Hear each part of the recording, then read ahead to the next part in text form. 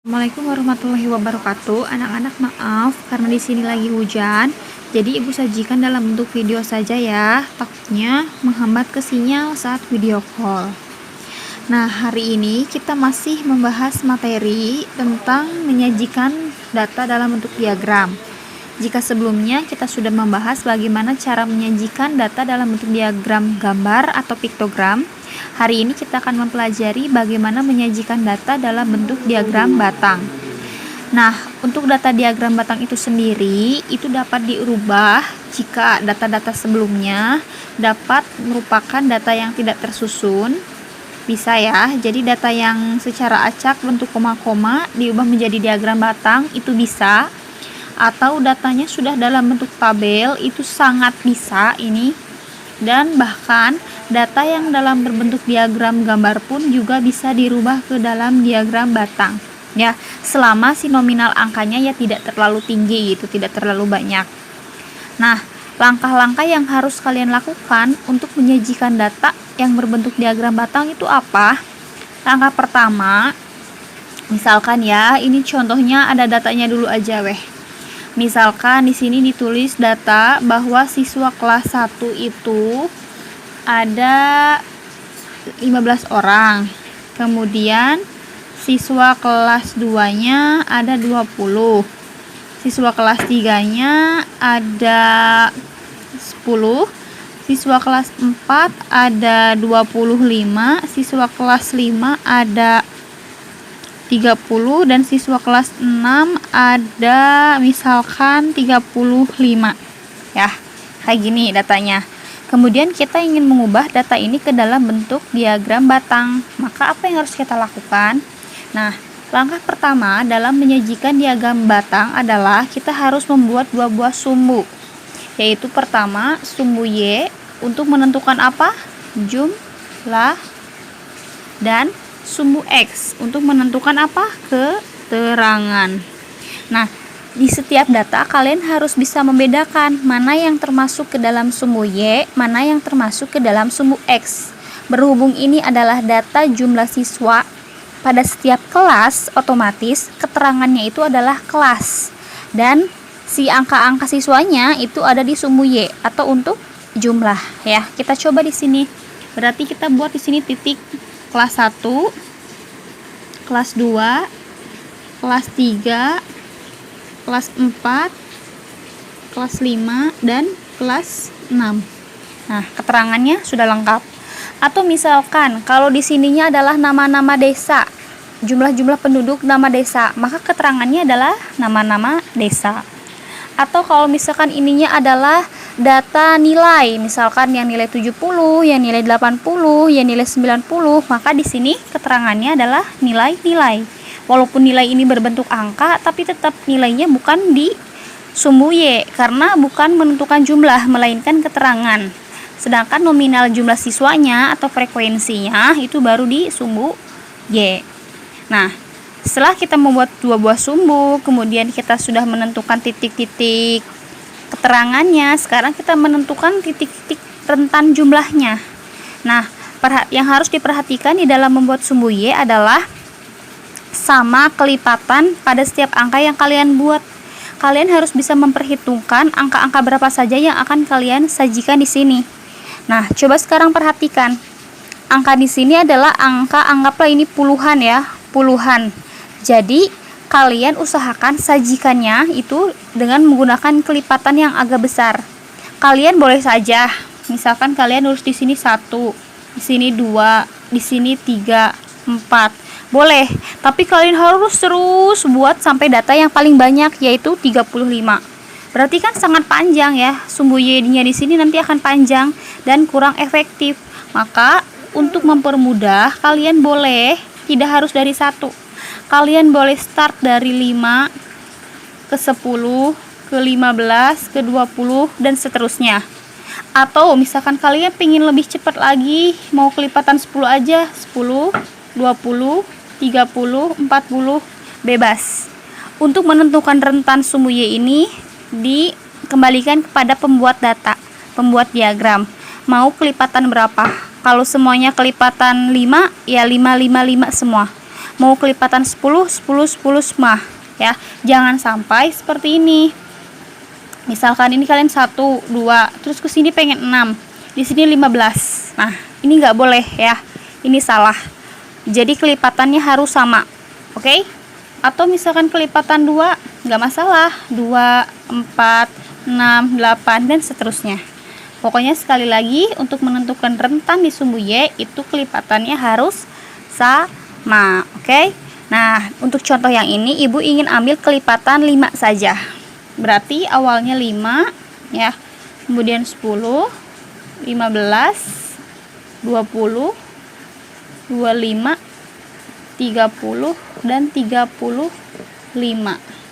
Nah, tapi yang harus kalian perhatikan lagi adalah dalam menentukan angka 5 ke 10, 10 ke 15 itu usahakan ukurannya sama.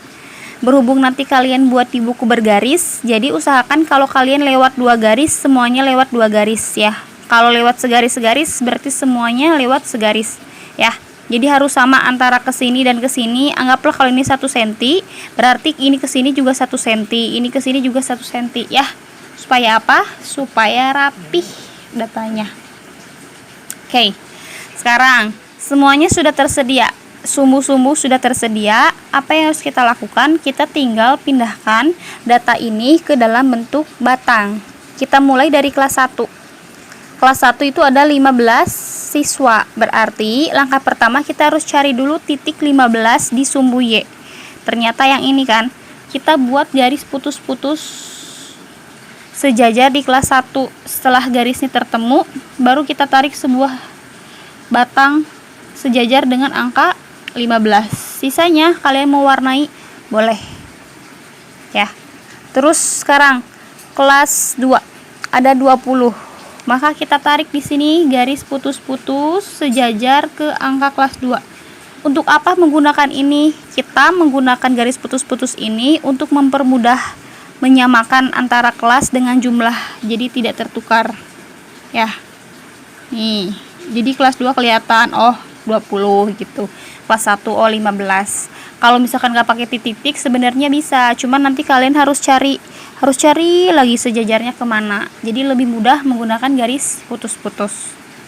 Terus kelas 3 ada 10. Oke, berarti yang ini cari titik-titik terus. Nah, kelas 3.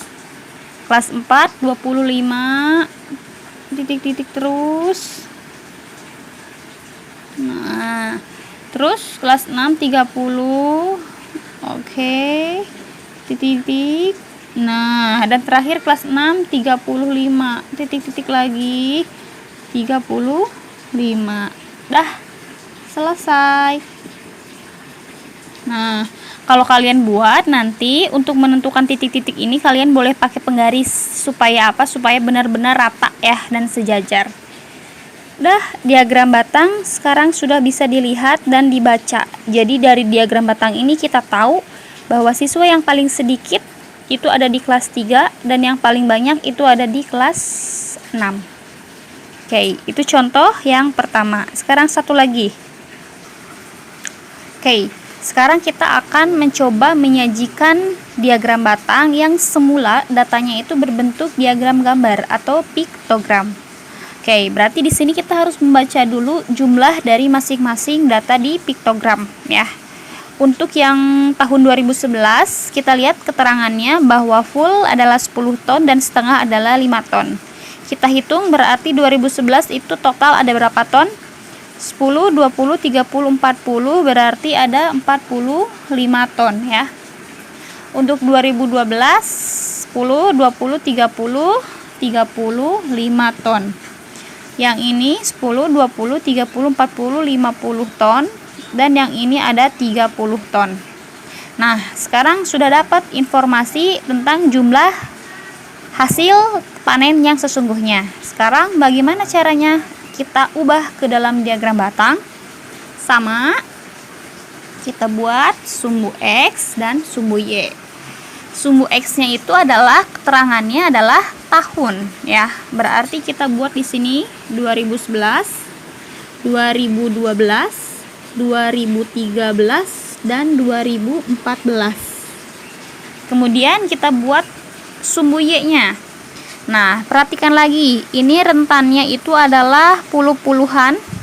Jadi bebas, kalian boleh dari 1, 2, 3 sampai 45 atau sampai 50. Atau boleh juga kalian menggunakan kelipatan 5 atau kelipatan 10. Bebas ya, Ibu serahkan kepada kalian. Tapi di sini lagi-lagi Ibu ingin membuat kelipatan 10 supaya agak cepat. 10, 20, 30, 40, 50 ya. Nih, di sini Ibu buat kelipatan 10 10 10. Jadi kalau di tengah-tengah ini adalah 5. Di tengah-tengahnya adalah 15. Di tengah-tengahnya adalah 25 ya. Dan sekarang kita mulai dari yang pertama, 2011 45 ton. Berarti ada di mana? Ada di titik tengah-tengah antara 40 dan 50. Kita tarik. Nah, sekarang 2012 35. Berarti di sini titik antara 30 dan 40. Set. Nah, kemudian 2013 ada 50, berarti paling atas. Set. Dan 2014 ada 30, berarti kita tarik dari titik 30. Nah, udah selesai diagram batangnya. Gampang ya sebenarnya buat diagram batang. Cuman ingat kuncinya, Ibu ingin kalian nanti gunakan penggaris dan membuat skala ini dengan lewat yang sama ya. Kalau 2 sentian 2 sentian semua, kalau 3 sentian 3 sentian semua. Dan ini usahakan menggunakan penggaris ya, supaya lebih rapi. Oke, cukup sekian pembahasan mengenai diagram batang. Jika ada yang masih ditanyakan, boleh tanyakan langsung ke Ibu ya, chat aja. Terima kasih. Assalamualaikum.